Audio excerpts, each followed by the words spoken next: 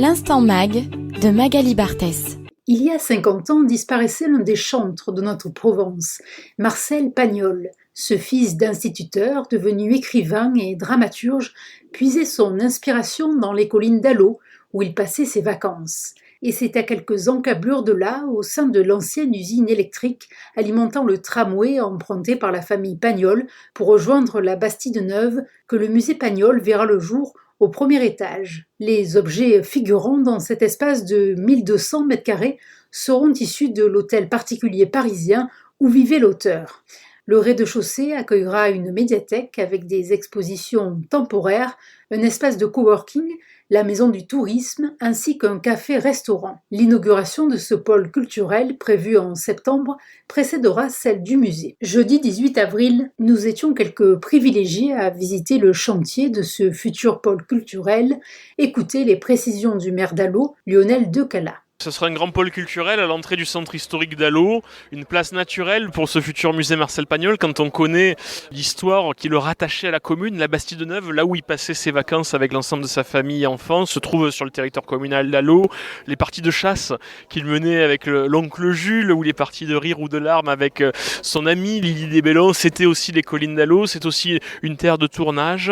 Et je suis très heureux qu'avec Nicolas Pagnol, on travaille concrètement à ce futur musée qui ouvrira d'ici la fin de l'année 2026 dans notre commune au cœur de la Provence, un magnifique symbole parce qu'on est entre Marseille et les collines qu'il a si bien décrites dans l'ensemble de ses œuvres. Les travaux, financés à 80% par le département des Bouches-du-Rhône et le ministère de la Culture, ont débuté à l'automne 2021 et doivent s'achever au courant de l'année. Pour Martine Vassal, les histoires de Pagnol, pour chacun d'entre nous qui sommes nés sur ce territoire, c'est un peu notre histoire relatée au travers des différentes œuvres de l'auteur.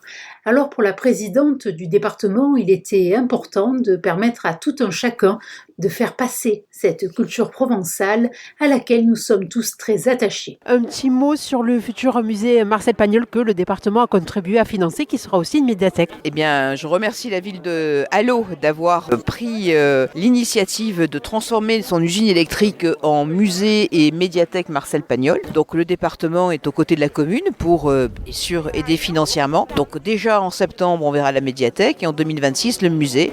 C'est important de mettre en avant la mémoire de Marcel Pagnol. C'est ce qu'on a fait aujourd'hui à la Treille pour Jacqueline et Marcel Pagnol devant le cimetière où il est enterré parce qu'il a révolutionné la littérature, on va dire régionale, et donc il a créé ce concept et face aux Parisiens, vous savez qu'on est toujours des révolutionnaires et on est ravis quand notre magnifique territoire est mis en avant. Il est mis en avant de manière merveilleuse dans toutes les aventures de Marcel Pagnol, dans toute sa littérature. En tout cas, pour nous, c'était normal de lui rendre hommage et de remercier aussi ses petits-enfants pour le travail qu'ils font au quotidien pour préserver cette mémoire. Et nous le ferons à leur côté. Parmi les autres contributeurs du futur musée Marcel Pagnol, la région Sud a confirmé la signature d'une convention avec Nicolas Pagnol pour faire des 3 prochaines années un grand moment d'action au service de l'œuvre de son grand-père. Bruno Genzana, qui représentait le président Renaud Muselier, a salué l'initiative du maire d'Allaux. Vous avez eu l'intelligence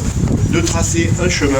Eh bien, le destin de cette ville d'Allaux, il est dans de très bonnes mains, monsieur le maire. Le 27 mars 1947, Pagnol devenait un immortel de l'Académie française. Mais ses œuvres ne prennent pas la poussière sur les étagères et sont devenues intemporelles, comme l'a rappelé fièrement son petit-fils Nicolas. Devenu cinéaste puis producteur, Marcel Pagnol a utilisé tous les moyens modernes pour faire rayonner notre territoire sans jamais faillir à ses valeurs. Il avait dû ainsi se résoudre à détruire les séquences de son film La prière aux étoiles pour éviter qu'il ne soit récupéré par la société Continental Film, active pendant l'occupation et financée par des capitaux allemands. Mêlant scènes et répliques mythiques, l'exposition Hors les murs, intitulée Les visages de Marcel Pagnol au cinéma, donne un aperçu de l'étendue de l'œuvre de Pagnol, Rému, Fernandel, Freinet et tant d'autres monstres sacrés. Cette journée hommage s'est poursuivie à la Treille avec l'inauguration de la promenade Jacqueline et Marcel Pagnol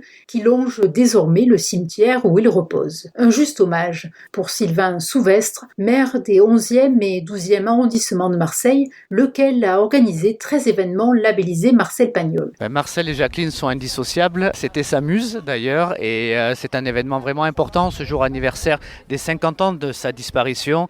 Et je suis ravi qu'avec la présidente de la métropole, Martine Vassal, l'ensemble des élus présents et la mairie des 11e et 12e arrondissements, on ait réussi à rendre cet hommage aux grands-parents de Nicolas Pagnol, de son frère et de sa sœur. Une émotion partagée par Josée Boutin, présidente des Amis de Marcel Pagnol, qui rappelle cette relation viscérale de l'auteur à ce territoire auquel il rendait hommage dans une lettre adressée au maire d'Allot au mois d'août 1942. J'ai toujours aimé ce désert parfumé qui s'étend entre Allot et Aubagne. Je suis très émue parce que Jacqueline est en lumière. Souvent on parle de Marcel, on ne fait que parler de Marcel finalement. Et Dieu sait si elle aimait la treille, si elle aimait les collines. Et là c'est un juste retour des choses. De toute façon elle est là depuis 2016. Voilà, elle est avec son mari et sa fille et sa belle-mère qu'elle n'a jamais connue. Mais bon, voilà, puisque Marcel repose dans le tombeau avec sa maman, sa fille et son épouse. Le cœur de la Pagnolie va donc battre à Allot, et de nombreux projets constituent un aboutissement pour le petit-fils de l'auteur, Nicolas Pagnol, âgé seulement d'1 an lors de sa disparition et à qui revient la noble et lourde tâche de gérer le patrimoine littéraire et cinématographique de son aïeul. Aujourd'hui, cela fait 50 ans qu'il a disparu. Il y a des hommages à Allot, à La Treille, à Aubagne, de la Ciotat, Gemnos, Paris, La Rochelle, un peu partout, aussi au Brésil d'où je reviens. Non, c'est pas un combat. Vous savez, c'est un voyage. Comme dans tous les voyages, il y a des embûches. Ce n'est pas la destination qui est intéressante, ce sont toutes les rencontres que l'on fait en chemin. Et ce qui se passe autour de Marcel Pagnol est formidable parce que l'on sent que son œuvre est encore bien présente, qu'elle sait inspirer les nouvelles générations, qu'elle sait émouvoir les plus anciens. Aujourd'hui, pour cette journée particulière, j'oscille entre la nostalgie, la tristesse et l'espoir et la joie. Alors il y a quelques projets également, pourriez-vous nous en faire part ? Bien sûr, il y a de beaux projets, le plus grand étant le musée Marcel Pagnol qui ouvrira en 2026 sur la municipalité d'Allot. Un grand film d'animation, un biopic d'animation réalisé par Sylvain Chaumet, à qui l'on doit les triplettes de Belleville, qui sortira l'année prochaine. Cette année sont sortis Marius, Fanny, César en bande dessinée chez Grand Angle, une pièce inédite, Gabi ou la Belle et l'Argent chez Michel Lafon. Nous avons une comédie musicale, Manon des Sources, qui va se monter, le Showcase au Théâtre Comédia. Comme je le disais à l'instant, Marcel Pagnol continue à inspirer les jeunes créateurs et je ne peux que leur être reconnaissant. Nous avons tous un peu de Pagnol en nous et les amoureux de Pagnol peuvent se réjouir puisqu'en 2025, le 130e anniversaire de sa naissance donnera lieu à de nombreuses autres manifestations. Et en 2026, ils pourront venir sur Allot faire de nouvelles découvertes sur celui qui a su captiver leur lecture d'enfants et d'adolescents. Et pour plus d'informations sur Marcel Pagnol, n'hésitez pas à consulter le site marcel-pagnol.com.